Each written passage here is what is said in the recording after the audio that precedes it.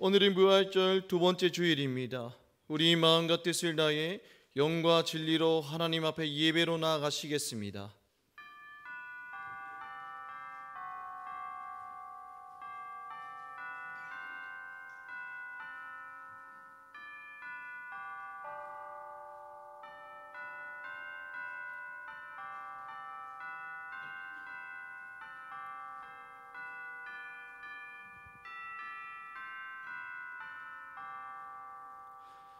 그리스도를 죽은 자 가운데서 부활하게 하심으로 말미암아 우리를 거듭나게 하사 산 소망에 있게 하시며 썩지 않고 더럽지 않고 새하지 아니하는 유업을 있게 하시나니 곧 너희를 위하여 하늘에 간직하신 것이라. 아멘.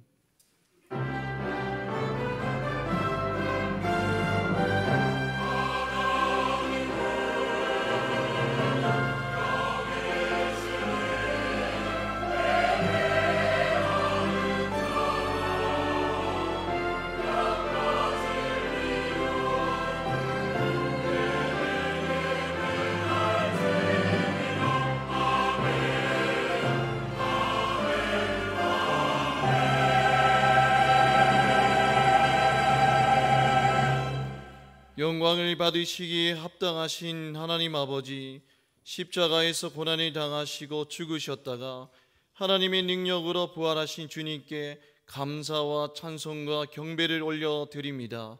이 시간 부활의 간격을 안고 마음과 뜻과 정성을 다해 드리는 우리 예배를 기쁘게 받아 주옵소서. 우리 심령의 부활의 기쁨이 사라지지 않도록 성령님께서 늘 함께 해 주시기를 기도합니다. 성령님께서 친히 이곳에 임재하셔서 우리가 드리는 이 예배를 아벨의 제사처럼 받아주시고 오늘 또 예배하신 말씀과 사랑과 은혜로 우리 심령을 충만하게 채워 주옵소서. 부활하신 우리 주 예수 그리스도의 이름으로 기원하옵나이다. 아멘.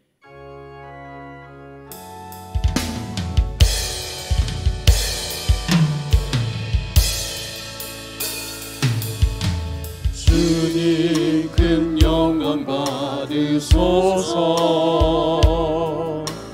홀로 찬양 받으소서.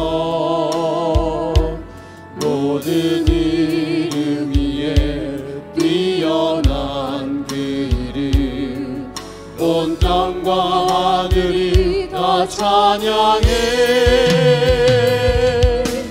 겸손하게 우리 무릎 꿇고 주 이름 앞에 영광 돌리세. 모두 절하세. 독생자 예수 주님께 찬양 드리니 모든 영광과 존귀와 능력 받으소서. 받으소서. 영광과 존귀와 능력 받으소서. 받으소서. 그리스도 살아계신 하나님. 참회 기도를 드리시겠습니다. 긍휼이 많으시며 노하기를 더디하시는 하나님 아버지, 그 크신 사랑을 의지하며 참 마음으로 회개합니다. 지난 한 주간 또 저희는 하나님의 뜻과는 너무나도 어긋난 삶을 살아왔습니다. 부활의 산소망 되시는 하나님을 뒤로 한 채 하나님을 사랑하지 못했고 주님께 드려야 할 충성과 헌신을 잊어버린 채 세상 일에만 몰두하며 살았습니다. 하나님 앞에서의 경건한 삶이 아니라 우리 몸과 마음은 죄악으로 얼룩져 버렸습니다.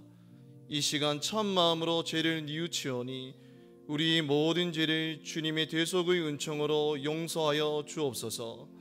예수님의 이름으로 참회 기도 드리오며 이제는 우리 입술로 고백의 기도를 계속해 나가십니다.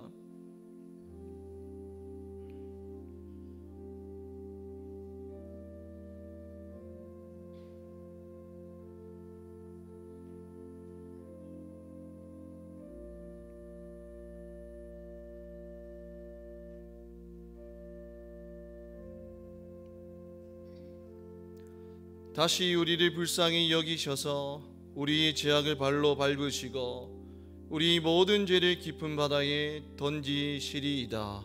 아멘.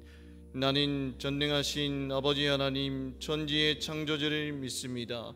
나는 그의 유일하신 아들 우리 주 예수 그리스도를 믿습니다.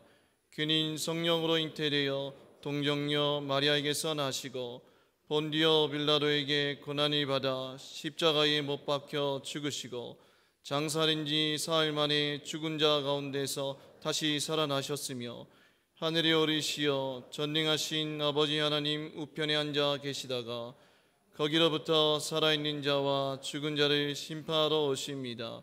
나는 성령을 믿으며 거룩한 공교회와 성도의 교제와 죄를 용서받는 것과 몸의 부활과 영생을 믿습니다.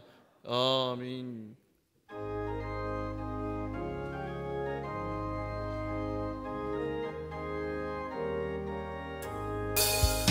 내 영혼의 햇빛이 주 영광 찬란해.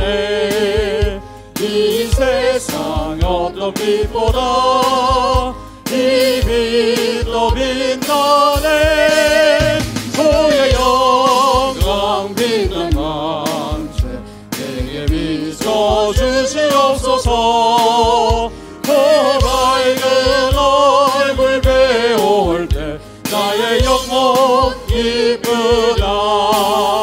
내 영혼에 노래 있으니 주 찬양합니다. 주의를 기울이시사 나 듣고 계시네. 주의 영광 빛난 광채 내게 비춰 주시옵소서. 그 밝은 얼굴 배울 때 나의 영혼 기쁘다.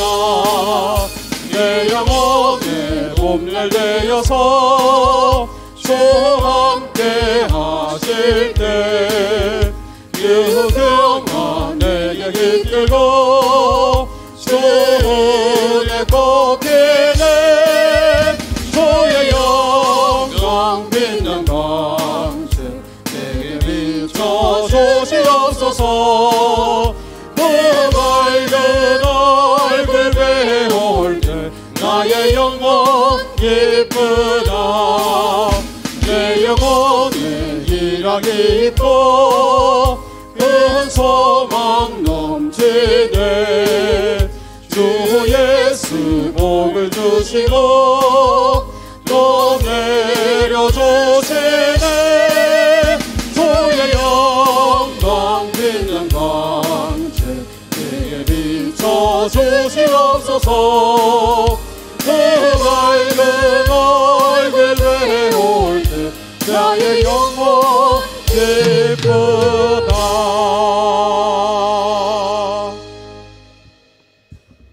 살아계신 하나님 아버지, 이 세상 모든 만물을 창조하시고 역사하시는 하나님께 찬양하며 경배해 드립니다. 이 시간 온전히 주님 앞에 무릎 꿇고 신령과 진리로 예배하길 원합니다. 지금 이곳에 임재하여 주시고 우리의 예배를 기쁨으로 받아 주시옵소서. 우리의 죄와 허물을 예수 그리스도의 보혈 흘려 씻어 주시고 정결케 하여 주시옵소서. 그리하여 주님의 온전하신 뜻을 이루는 거룩한 성도로 주님을 인도하여 주시옵소서. 험한 세상 속에서 주님의 자녀로 그리스도의 제자의 삶을 살아갈 수 있도록 은혜 부어 주시옵소서. 대봉교회를 통하여 주님의 뜻을 이루어 가실 줄을 믿습니다. 이 나라와 이 민족을 위해 기도드립니다. 대통령과 위정자들에게 기름 부으사 하나님의 공의와 정치하게 하시고 지혜를 부어 주시어서 난국을 수습하고 나라가 부강하며 안정되게 하여 주시옵소서. 우리 성도들도 서로 용서하고 사랑하며 기도하게 하여 주시옵소서. 꿈과 희망을 잃고 살아가는 사람들에게 비전과 소망을 가지게 하옵소서. 하나님 아버지, 또 이 시간 예배를 드리는 주의 지체들 중에 육신의 연약함으로 고통받는 자들이 있습니다. 이들을 치유하여 주시고 하루빨리 회복할 수 있도록 인도하여 주시옵소서. 어려운 가운데 주시는 주님의 음성을 듣게 하옵시고 교회에 약속하신 성령의 능력을 부어 주시옵소서. 그리하여 화해와 일치가 일어나며 사랑이 넘쳐 흘려 주님의 나라가 임하게 하여 주시옵소서. 대봉교의 온 성도들에게 성령 충만하게 하시고 사랑으로 섬기는 마음과 사역의 기름 부으사 귀한 열매를 맺게 하여 주시옵소서. 오늘 말씀을 전가하실 김은혜 목사님께 기름 부어 주시어서 성령으로 인해 우리의 속사람을 능력으로 강건하게 하시옵고 주님의 풍성한 은혜를 더 알게 하시고 믿음으로 살아가게 하옵소서. 죽음 세상 곳곳에 나가 복음을 증거하는 선교사들을 기억하시고 새로운 힘을 날마다 공급하시고 영적 싸움에서 승리할 수 있도록 지켜주시옵소서. 시온 찬양대의 찬양을 기쁘게 받아주시옵고 이 예배를 위하여 보이지 않는 곳에서 섬기는 주의 종들을 기억하여 주시옵고 하나님 아버지의 한은 은혜를 부어 주시옵소서. 우리를 구원하신 예수 그리스도의 이름으로 기도합니다. 아멘.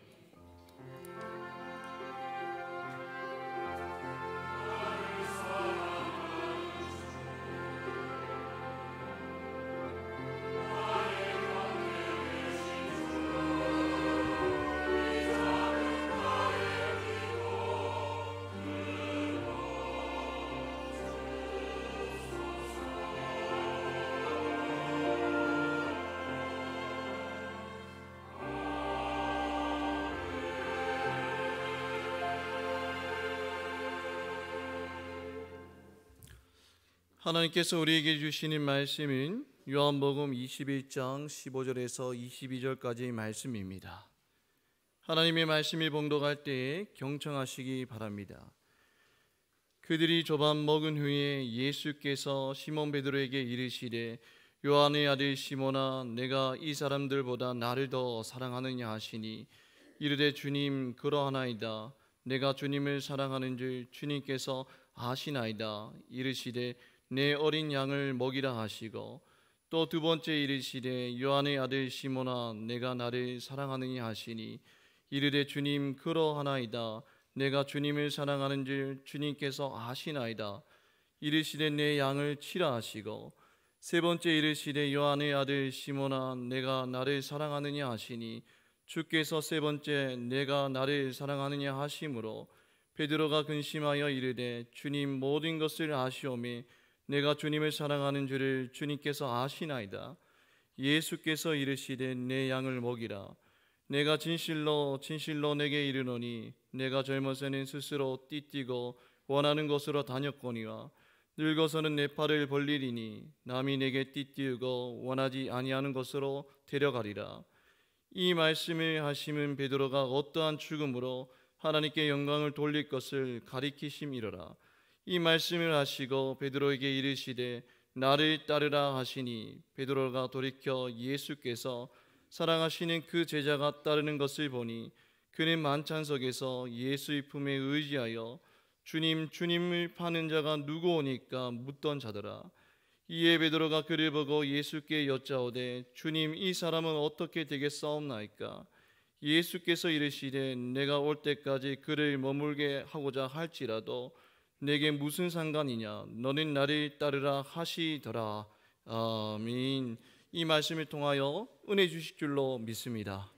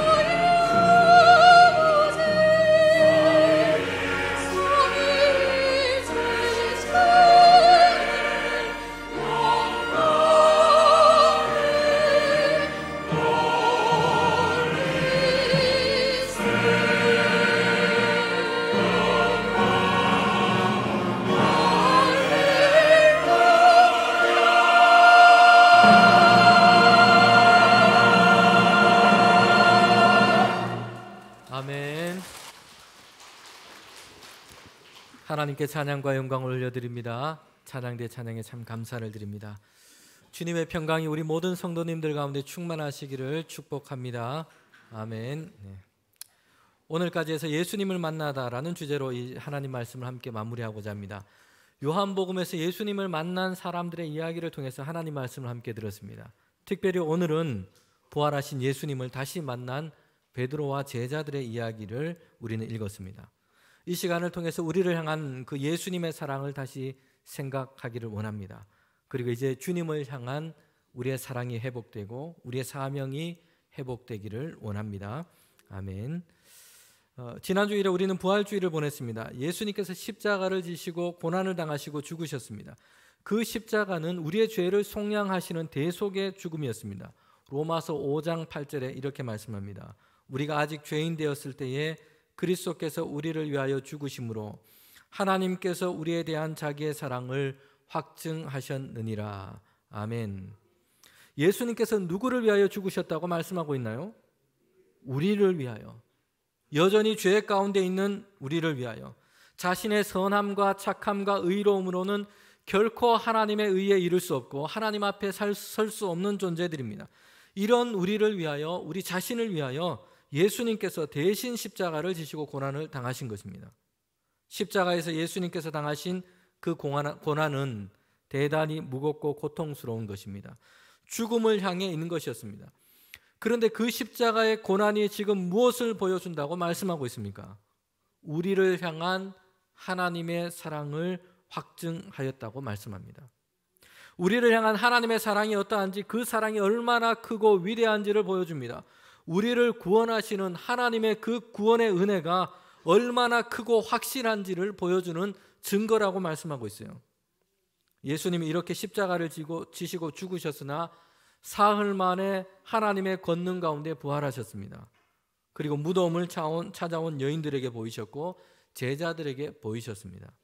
그리고 오늘 본문에 보면 다시 갈릴리의 바다에서 제자들에게 다시 보이신 그 말씀을 하고 있습니다. 요한복음 21장 1절에 이렇게 말씀합니다. 그 후에 예수께서 디베라 호수에서 또 제자들에게 자기를 나타내셨으니 나타내신 일은 이러하니라. 주님께서 제자들에게 다시 보이신 것이에요. 그 후에 또 제자들에게 부활하신 예수님께서 다시 보이신 것입니다. 디베라 호수는 갈릴리 호수의 다른 이름입니다. 이미 제자들에게 보이셨는데 다시 갈릴리 호수에서 제자들에게 부활하신 주님께서 또 나타나셔서 그들에게 보이신 것이에요. 한 번으로 끝나지 않고 부활하신 주님은 거듭해서 제자들에게 보이셨던 것입니다. 이렇게 하신 것은 주님의 이 부활하심, 이 부활의 확실성을 제자들이 믿도록 하시는 것입니다. 예수님께서 부활하신 그 확실함을 제자들에게 보여주시는 것이에요. 예수님께서는 향품을 가지고 무덤을 찾아온 여인에게 먼저 보이셨습니다. 그리고 제자들에게도 부활하신 주님께서 나타내 보이셨어요. 그때 제자들은 실망과 두려움 속에 사로잡혀 있었습니다. 예수님께서 예루살렘에 올라가시기만 하면 주님께서 대단한 일을 행하실 것이라 기대했습니다. 그러면 그들도, 주님을 따랐던 그들도 높은 자리를 앉고자 하는 이런 마음, 이런 기대가 제자들에게 있었던 것이요. 그런데 어떻게 되었습니까? 예루살렘에 올라가셨는데 위대한 일은 고사하고 주님은 고난을 당하셨고 모욕과 수치를 당하셨습니다. 십자가에 달려 죽으시고 만 것이에요. 제자들의 이런 기대가 산산이 부서졌습니다. 예수님은 십자가를 지시고 고난을 당하시고 죽으신 것입니다. 제자들에게는 이런 실망만 있었던 것이 아니고 그들에는 두려움이 있었습니다. 예수님께서 고초를 당하시고 십자가의 처형을 당하셨습니다. 그러니 주님을 따랐던 제자들도 붙잡히는 날에는 큰 해를 당할 것이다. 이런 마음, 이런 두려움이 그들 가운데 있었습니다. 예수님을 십자가에 매달라 소리쳤던 사람들이 예루살렘에 있었습니다. 유대 지도자들과 대제사장, 예수님을 신문하고 고발했던 그 사람들도 예루살렘에 있었어요. 로마 군인들도 있습니다. 제자들은 주님을 따랐던 자신들의 이런 정체가 드러나면 붙잡히는 날에는 무사하지 못할 것이라 라는 생각, 이런 두려움이 그들 가운데 있었습니다. 그 두려움 속에서 제자들은 숨을 죽이고 있는 것입니다. 부활하신 주님께서 그들 가운데 나타나셨습니다. 제자들은 두려움 속에서 사람들의 눈에 띄지 않는 곳에 모여 있었습니다. 어찌할 바를 몰라서 함께 그냥 모여 있을 뿐이었어요. 그런 제자들에게 부활하신 주님께서 그들에게 나타나신 것이에요. 제자들 중에 도마라고 하는 인물이 있었는데 그 자리에 마침 없었어요. 의심 많았던 도마는 예수님께서 부활하신 것, 다시 살아나신 것을 자신은 손으로 만지고 눈으로 보기 전까지는 믿지 못하겠다고 합니다. 주님께서 다시 도마에게 나타나셔서 주님의 몸에 있는 못자국, 손에 있는 몸에 있는 창자국, 손에 있는 못자국을 다 만지게 하십니다. 예수님께서 다시 살아나신 것, 이것을 보고 믿도록 하시는 것이요. 확실하게 부활의 이 신앙, 이 믿음을 갖도록 하시는 것입니다. 한 번 보이신 것으로 끝나지 않고 오늘 본문에 보면 주님께서 다시 그 후에 또 제자들에게 주님 자신을 나타내사 말씀합니다. 제자들에게 주님을 다시 보이신 것입니다. 부활의 이 확실함을 제자들이 믿도록 하시는 것입니다. 우리는 매년 고난주간과 부활주의를 맞이하고 그렇게 보내고 있습니다. 시간이 지나면 사람의 이런 감각은 무뎌집니다. 점차 그 감격과 감동도 식어져 갑니다. 고난주간 부활주의를 보내면서 2000년 전에 일어난 일, 성경에 기록된 사건으로만 우리는 부활과 십자가를 생각할 수 없는 것입니다. 매년 돌아오는 이 반복되는 기념일 정도로 생각하거나 그냥 지나치는 것으로 할 수 없다는 것이요. 우리의 굳어진 마음, 묻어진 마음을 다시 붙들고 우리를 위한 예수님의 그 십자가의 은혜 안으로 감격하고 걷는 가운데 부활하신 예수님을 확실하게 믿는 그 믿음으로 우리는 새롭게 하기를 원하는 겁니다. 여러분, 이 세상에서 살 때에 먹고 마시고 입고 이것이 삶의 전부인 것처럼 살아가는 경우들이 많습니다. 죽기 전에 우리가 원하는 것 다 하고 죽음으로 모든 것이 끝난 것처럼 사람들은 세상 가운데 살아가고 있어요. 매년 부활절을 보내면서 우리는 마지막 때에 예수 그리스도 안에 있는 자에게는 부활이 있고 영원한 생명이 있다라고 하는 이 소망, 이 믿음을 확실하게 하는 저와 여러분 되기를 원합니다. 오늘 본문에서 부활하신 예수님께서 이미 제자들에게 보이셨는데 또다시 제자들에게 보이셨어요. 거기에는 주님의 부활을 확실하게 믿는 그 믿도록 하시는 것뿐만 아니라 한 가지 중요한 목적과 이유가 있습니다. 제자들을 회복시키기 위해서입니다. 특별히 제자들 중에서도 예수님 한 사람을 주목하고 계십니다. 부활하신 주님께서 갈릴리 호수에 있는 제자들에게 오셨습니다. 다른 제자는 물론이고 베드로를 회복시키기 위하여 주님께서는 그들 가운데 다시 오신 것입니다. 우리 시대 아주 유명한 사회학자고 경제학자인 제러미 리프킨이라고 하는 이 사람이 있는데요. 이 사람은 시대마다 중요하게 여겨야 할 이 가치가 다 바뀌고 있다고 그렇게 보았습니다. 이전 시대에 사람들은 발전하고 날마다 성장하고 이런 시대를 살아왔습니다. 그때 가장 중요하게 생각했던 가치는 효용성이었어요.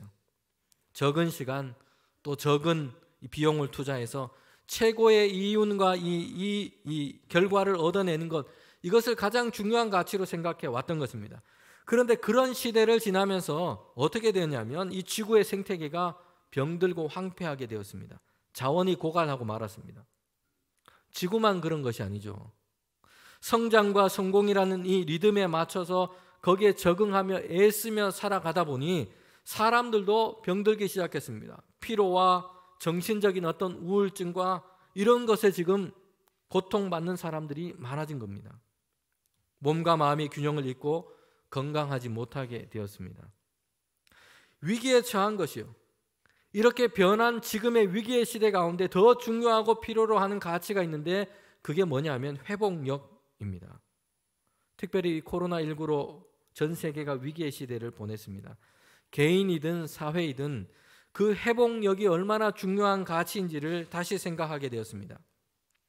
전염병으로 수많은 사람이 죽었습니다. 사랑하는 가족과 이웃을 보내는 아픔도 겪기도 했습니다.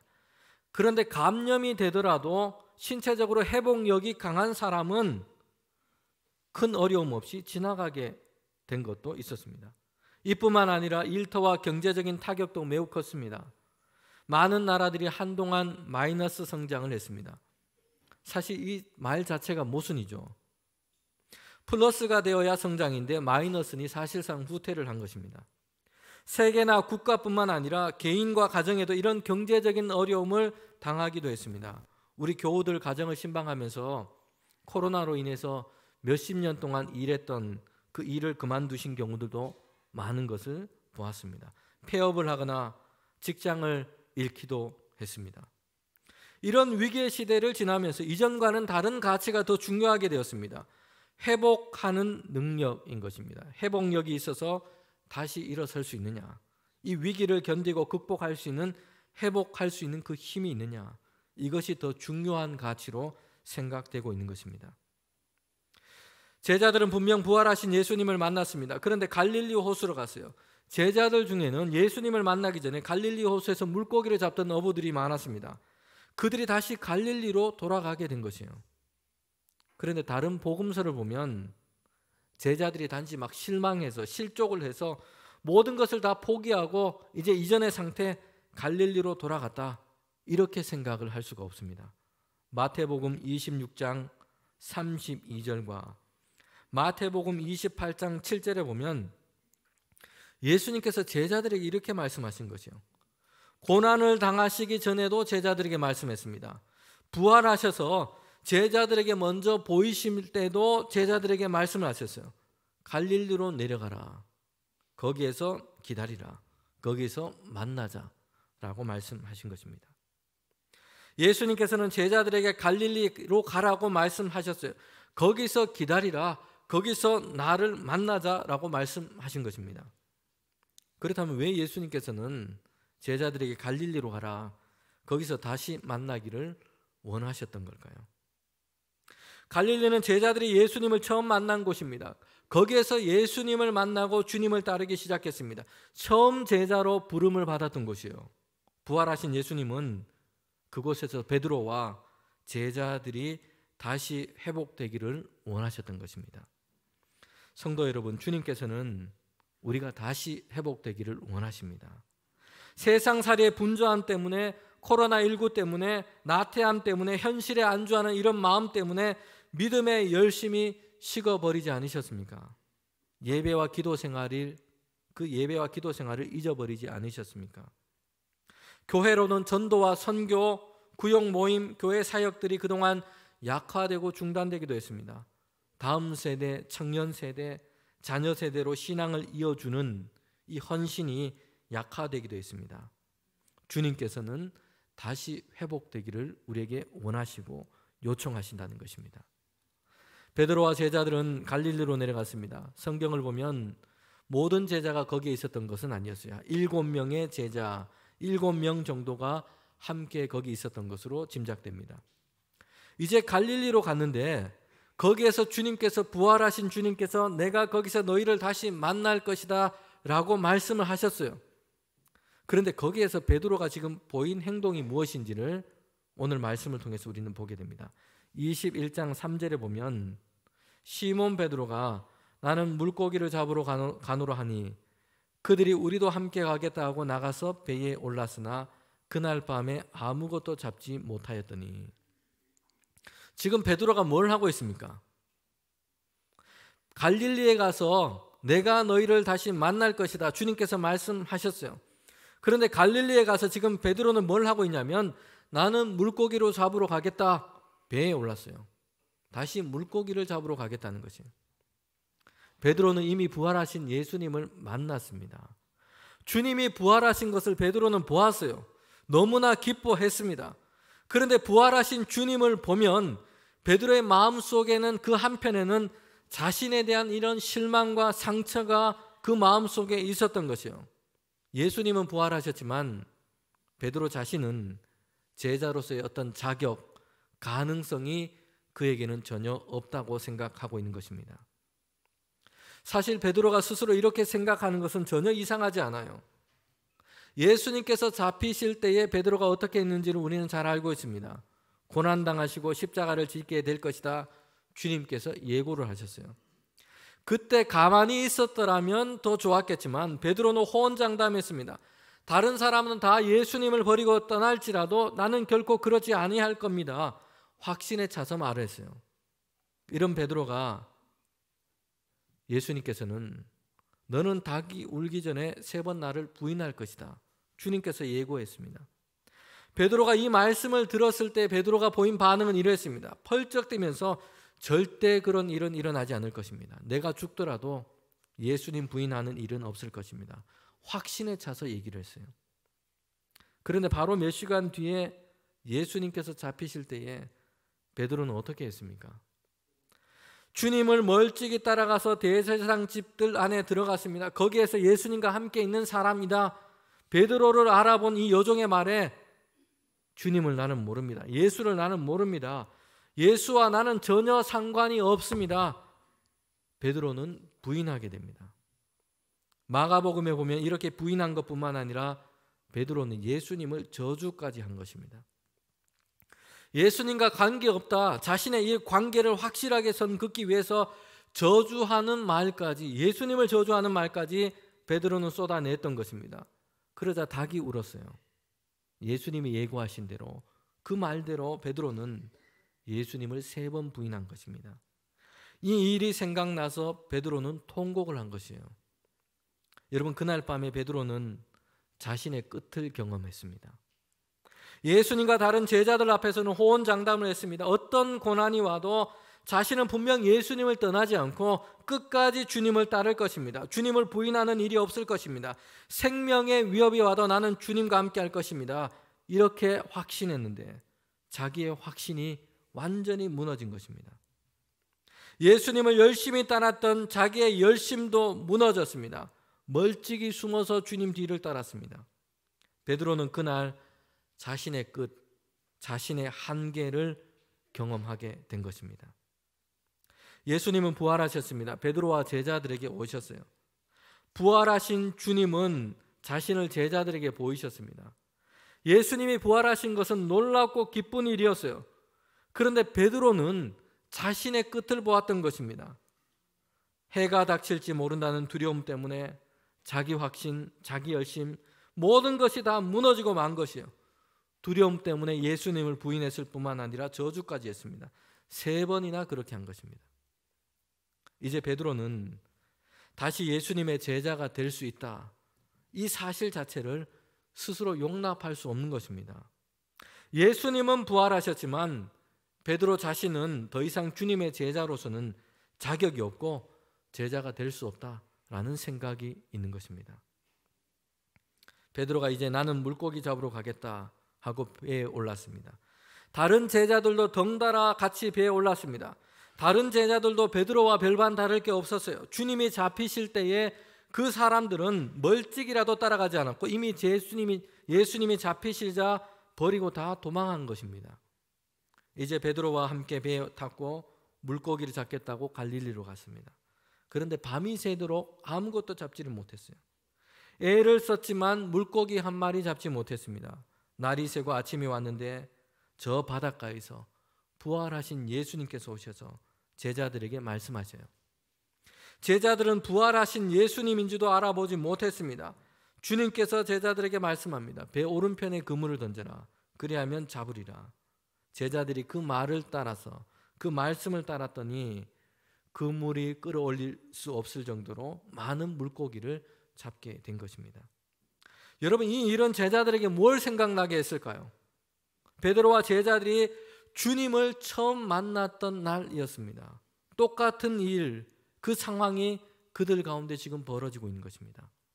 그러자 제자들은 저기서 계신 분이 부활하신 예수님이라는 것을 다시 알게 된 것이요. 베드로는 급하게 배에서 뛰어내려 해안으로 옵니다.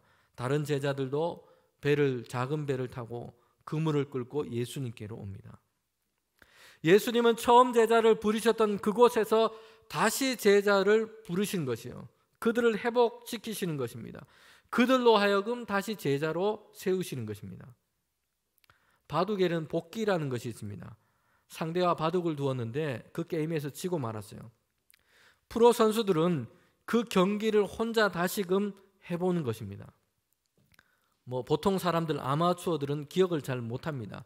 그런데 프로 선수들은 자신이 놓은 이 수와 상대방이 놓은 수를 다 기억을 한다고 합니다. 이렇게 혼자 한 수 한 수 바둑돌을 놓으면서 어디에서 잘못되었는지를 살피면서 새롭게 익히는 것입니다. 다음 경기를 이렇게 준비를 하는 것이에요. 예수님께서는 십자가를 지실 때 제자로서는 그들은 다 주님을 따르는 것에 실패하고 말았어요. 그런데 주님께서는 그들에게 다시 오셔서 처음 그들을 부르신 그 자리에서 다시 제자로 주님의 부름을 받을 수 있도록 다시 시작할 수 있는 그 은혜를 그들 가운데 주시는 것입니다. 사람들과 세상의 논리는 어떻습니까? 한 번 배신한 자는 다시 배신하게 되어 있어. 결정적인 실패는 반복하게 되어 있어. 다시 부르지 않아요. 다시 선택하지 않습니다. 차라리 가능성 있는 다른 사람을 찾고자 할 것입니다. 그러나 주님께서는 그들을 다시 부르신 것입니다. 배신했고 실패했던 베드로와 제자를 다시 찾으셨어요. 그리고 그들에게 다시 시작할 은혜를 주시는 것입니다. 황소머리라고 하는 이 조각 작품이 있는데요. 그 예술성과 이 독창성 때문에 경매 시장에서 큰 금액으로 평가되기도 했습니다. 여러분 자세히 한번 보십시오. 이 작품은 뭘로 만들어진 것 같습니까? 자전거 안장과 핸들입니다. 1943년 어느 날이었습니다.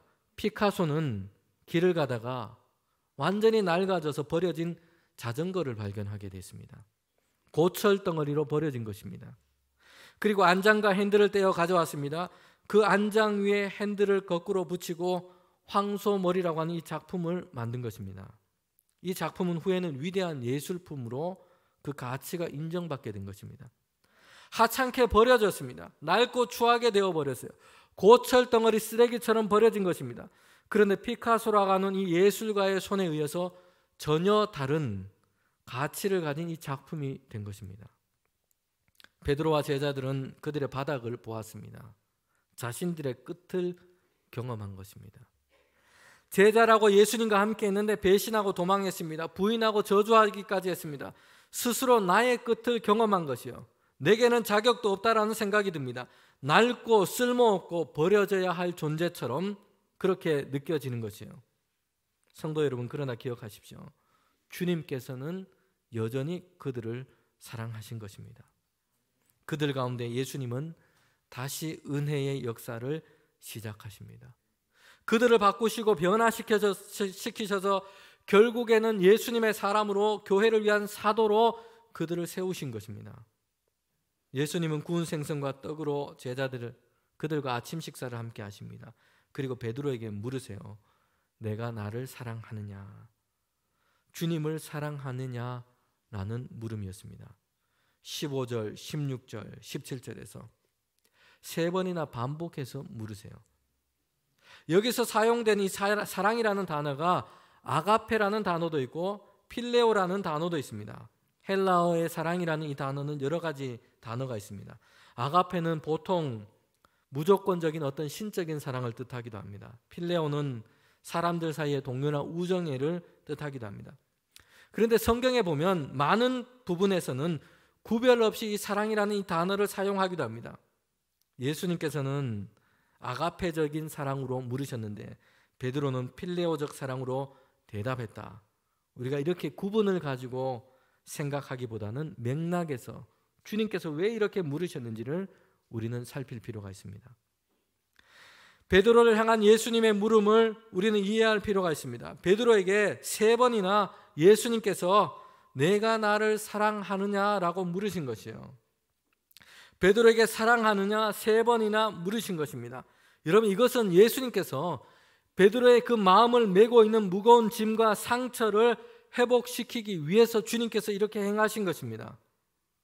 베드로는 예수님을 세 번 부인했습니다. 그날 베드로는 통곡했어요. 부활하신 주님을 만났지만 이 일은 베드로 자신의 그 끝을 경험했고 더 이상 예수님의 제자가 될 수 없다라고 생각하는 마음의 무거운 짐이었고 상처였던 것입니다. 세 번이나 예수님을 모른다고 부인했습니다. 저주했습니다. 베드로의 입으로 그렇게 한 것입니다. 이제 예수님은 예수님, 내가 주님을 사랑합니다. 3번 고백하도록 하시는 것입니다. 가장 아리고 아픈 그 마음의 짐을 주님께서는 베드로에게 내려놓고 이제 다시 예수님을 따를 수 있도록 그 마음의 상처와 짐을 회복시키기를 원하시는 것입니다. 베드로의 이 상처를 회복시킬 뿐만 아니라 예수님의 이 물음은 제자로서 주님을 따르기 위해서 무엇이 가장 중요한지를 우리에게 말씀해 주고 있습니다. 주님을 사랑하는 것입니다. 예수님은 베드로에게 양을 치고 먹이는 이 중요한 사명을 그에게 맡기셨어요. 예수님의 사람들, 성도들을 돌보고 교회를 세우는 먹이고 목양하는 사명을 베드로에게 주십니다. 제자가 이제 주님을 위해서 주님의 몸된 교회를 위해 감당해야 할 아주 중요한 사명입니다. 그런데 이 일을 맡기시면서 주님께서 물으신 것은 한 가지였어요. 주님을 사랑합니다 라는 대답이었습니다. 능력이나 지식을 요구하지 않으셨습니다. 예수님을 향한 사랑이 필요하고 이것을 요청하고 계십니다. 사랑만이 답인 것입니다. 베드로에게 회복돼야 할 것은 바로 이 사랑이었습니다. 예수님께서 잡히시고 십자가에 달리실 때 베드로는 실패했어요. 그 실패의 이유가 무엇일까요? 용기가 없어서요? 의지가 약해서입니까? 실력이 없어서입니까? 아니라고 얘기하세요. 예수님을 깊이 사랑하지 못했기 때문입니다. 성경 말씀에 보면 이렇게 말합니다. 사랑은 모든 두려움을 이기느니라. 엄마가 자녀를 구하기 위해서 불속이나 물속에 뛰어 들어가는 일이 있기도 합니다. 용감하기 때문이 아니에요. 사랑하기 때문입니다. 사랑은 두려움을 이깁니다. 베드로는 자신이 끝난 그곳에서 이제 부활하신 예수님을 만나게 되었습니다. 주님이 잡히시던 밤에 베드로는 용기, 호언장담, 자기 확신, 자기 의지가 다 꺾이고 말았어요. 나의 끝을 경험하고 만 것입니다. 그러나 예수님께서는 베드로를 포기하지 아니하시고 다시 찾아가셔서 다시 베드로를 제자로 세우십니다. 베드로에게 말씀하신 것은 한 가지입니다. 내가 나를 사랑하느냐입니다. 앞으로 베드로가 할 것은 한 가지입니다. 위대한 일을 하고 세상이 놀랄 만한 계획을 하고 여기에 있지 않아요. 다른 것보다, 다른 누구보다 예수님을 사랑하는 것입니다. 이것이 시작이고 이것이 결론인 것입니다. 베드로는 나의 끝에서 예수님을 만났습니다. 그의 삶을 설명하는 것이 바뀌게 되었습니다. 이전까지는 나의 용기, 나의 결심, 나의 의지, 남들보다 더 잘하고 더 열심인 나, 이것으로 설명하려고 했어요. 나의 끝을 경험했기 때문에 값없이 주신 예수님의 은혜만이 베드로에게 남게 된 것입니다. 예수님은 자격 없는 자에게 오신 분이셨습니다. 그러기에 은혜입니다. 그리고 예수님을 더욱 사랑하는 것만이 중요한 것입니다. 그 사랑을 따라서 교회와 세상 가운데 살아가는 것이 베드로를 향한, 오늘 우리를 향한 부르심인 것입니다. 성도 여러분, 나의 끝을 만나셨습니까? 거기에서 예수님이 시작하십니다. 우리는 연약하지만 이제 그리스도의 사랑이 우리를 강권하사 나를 넘어 이제 예수 그리스도의 사랑으로 살게 하실 것입니다. 함께 기도하겠습니다. 하나님 참 감사합니다. 부활절을 보내면서 주님 우리에게 주신 그 은혜를 생각하며 날마다 주님의 그 은혜와 사랑 가운데 주님 믿음으로 응답하게 하시고 주님 앞에 나아갈 수 있도록 인도하여 주시옵소서. 하나님 우리 가운데 믿음이 회복되기를 원합니다. 하나님을 향한 그 사랑이 회복되기를 원합니다. 주님을 향한 헌신이 회복되기를 원합니다. 성령께서 우리를 주장하사 주님 우리를 회복해 하여 주시옵소서. 하나님 이제는 주님 나의 끝을 만난 그곳 가운데 예수님께서 시작하게 하시고 우리는 여작하지만 그리스도의 사랑이 우리를 강권하사 나를 넘어서 예수 그리스도의 사랑으로 살아갈 수 있도록 인도하여 주시옵소서. 예수님의 이름으로 기도합니다. 아멘.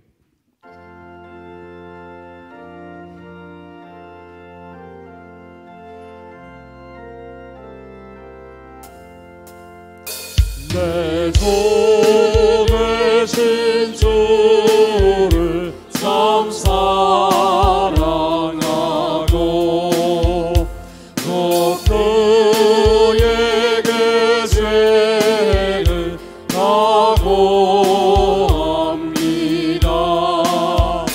그 은혜를 주신 예수시니 이전보다 더욱 사랑합니다. 주가 사랑하사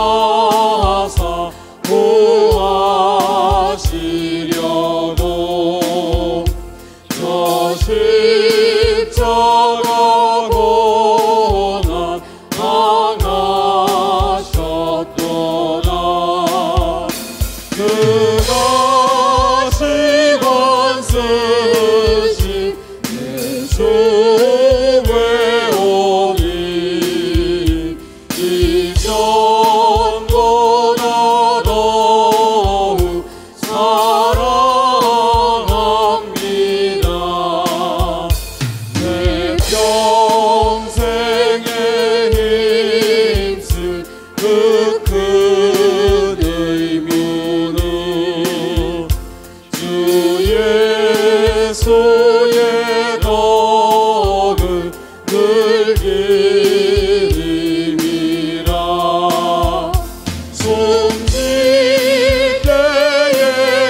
때에까지 내 할 말씀은 이전보다 더욱 사랑합니다. 그 영광의 나라 나 들어가서 그 풍성한 은혜 늘 감사리. 금열 육안 쓰고 나 찬송할 만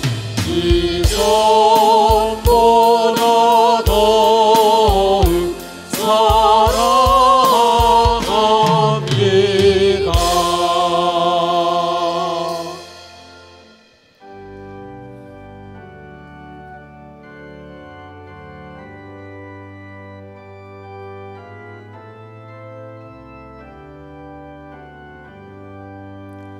나의 보아들이니 주여 받아주셔서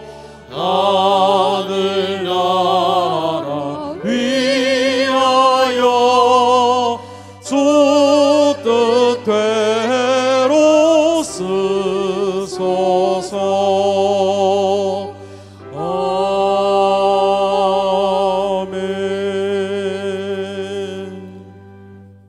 하나님, 한 주 동안도 이렇게 주님께서 인도하여 주셔서 하나님을 예배하는 이곳 가운데 불러주시니 감사합니다.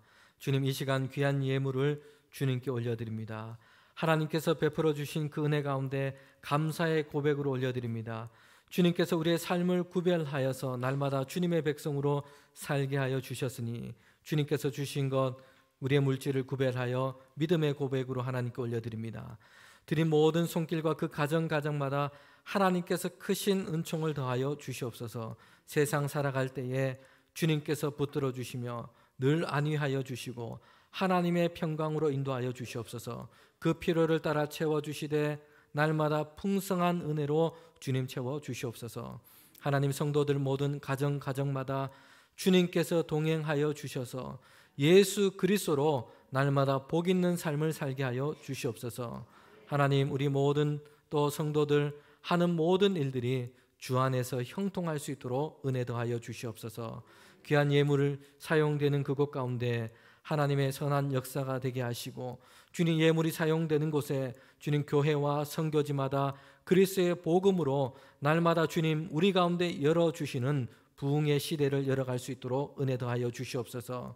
우리 모든 성도들 한 사람 한 사람마다 주님께서 하나님의 자녀로 불러주셨사오니 이 땅 가운데서 하나님의 나라를 맛보며 살게 하시고 주님의 영광을 위하여 살게 하시고 주님께 영광을 돌리며 살아갈 수 있는 주님의 자녀들 될 수 있도록 늘 인도하여 주시옵소서.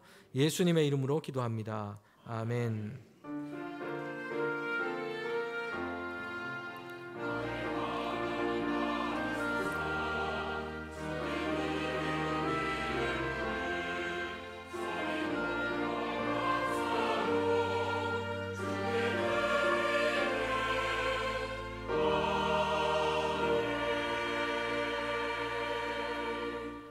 우리 자리에 앉으시면 오늘 처음 예배 드리고 등록하신 세 가족 있습니다. 김옥자 성도님이신데요. 생애 처음 교회 나오셨습니다. 네, 정말 귀하신 분이고요. 이전까지는 절에 다니셨다는데 오늘 생애 처음으로 인도하셔서 교회에 오셨습니다. 윤미람 권사님, 또 신호영 성도님, 주인아 집사님께서 인도해 주셨습니다. 우리 일어나실 때 환영하도록 하겠습니다.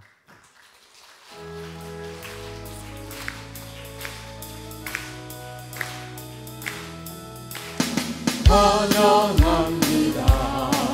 주님의 이름으로 환영합니다. 주님의 사랑으로.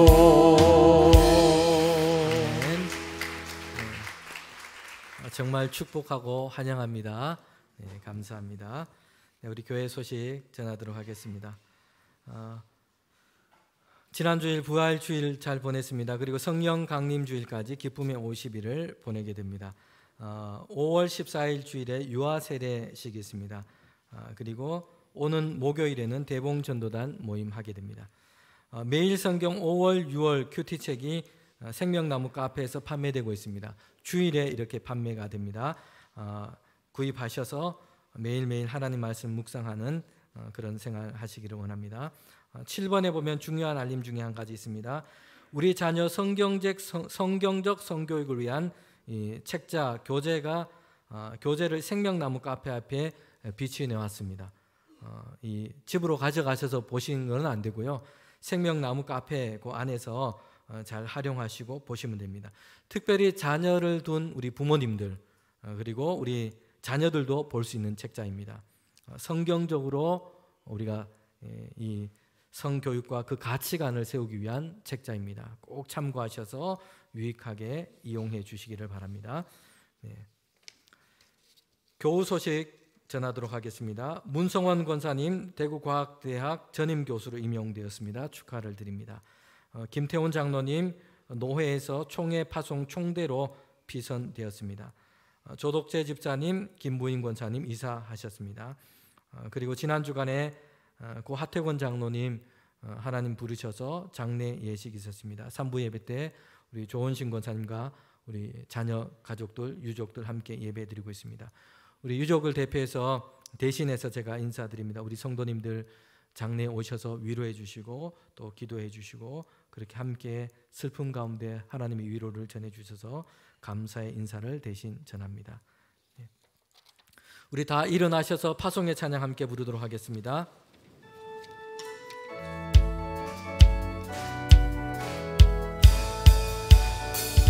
주 하나님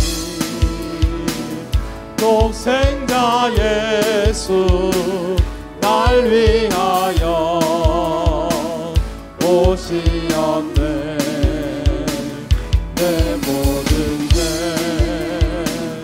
용서하시고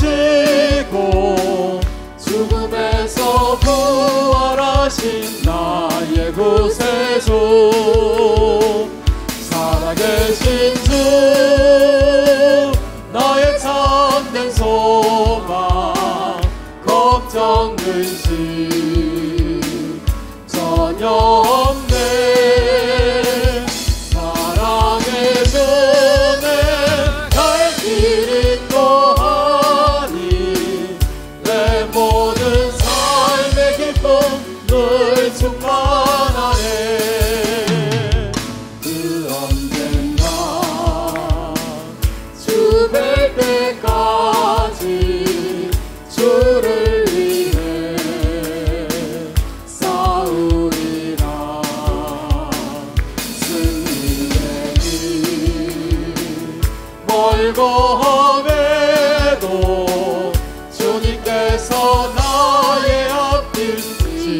주시리. 살아계신 주 나의 참된 소망 걱정 근심 전혀 없네.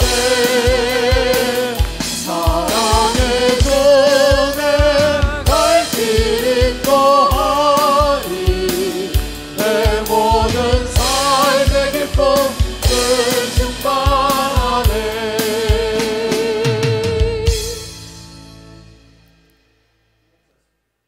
네네. 죄송합니다. 저 한 가지 빠뜨렸습니다. 네. 우리 교역자 인사 있겠습니다. 임연아 목사님 그리고 정종호 목사님 두 분입니다. 임연아 목사님은 교육총괄을 담당해 오셨는데 이제 사임하시고 대구 서광교회로 이임하게 됩니다. 그리고 정종호 목사님 부임했습니다. 상동산 전도부 세계 선교부를 이제 담당하게 됩니다. 인사할 때 우리 환송하고 또 환영하도록 그렇게 하겠습니다. 인사하겠습니다.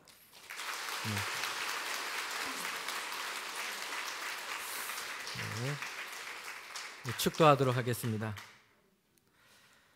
지금 우리 주님 예수 그리스도의 은혜와 하나님의 그 크신 사랑과 성령의 교통하심이 날마다 예수 그리스도의 그 은혜와 사랑에 응답하여 주님과 동행하기를 원하며 이제는 날마다 주님의 그 은혜 가운데서 믿음의 삶을 회복하여 살아가기를 원하는 우리 모두 가운데 지금부터 영원토록 함께 하시기를 간절히 축원하옵나이다.